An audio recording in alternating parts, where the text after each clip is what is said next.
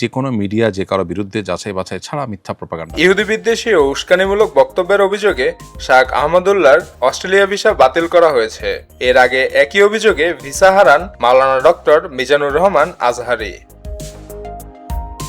শনিবার সন্ধ্যায় সিডনিতে একটি অনুষ্ঠানে প্রধান বক্তা হিসেবে আহমদুল্লাহর উপস্থিত থাকার কথা থাকলেও বিতর্কের মুখে তিনি আগেই দেশটি ত্যাগ করেন।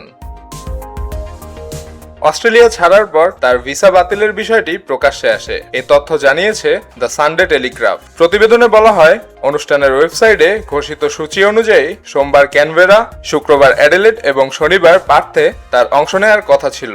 তবে ভিসা বাতিল হওয়ায় সব কর্মসূচি স্থগিত করা হয়েছে।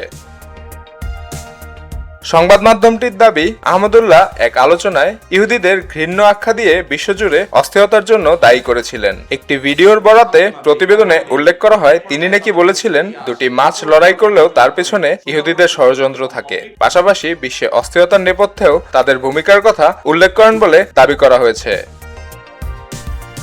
এ বিষয়ে অস্ট্রেলিয়ান সহকারী অভিবাসন মন্ত্রী বলেন, এমন বক্তব্যকে কোনোভাবেই সহ্য করা হবে না। স্কাই নিউজকে তিনি জানান, অভিবাসন আইনে সরকারের ভিসা বাতিলের ক্ষমতা রয়েছে এবং ইহুদি বিদ্বেষ বা ইসলাম ভীতি ছড়ানো ব্যক্তিদের বিষয়ে তারা কঠোর অবস্থানে রয়েছে। কিন্তু ইসলাম বলে তুমি তাকে আহমদুল্লাহর ভিসা কেন প্রথমে অনুমোদন দেওয়া হয়েছিল এমন প্রশ্নে তিনি আজহারির প্রসঙ্গ টেনে বলেন, এ ধরনের মন্তব্যের বিষয়ে জানা মাত্রই ভিসা বাতিল করা হয়। গত বৃহস্পতিবার আজহারিকেও অস্ট্রেলিয়া থেকে বহিষ্কার করা হয়।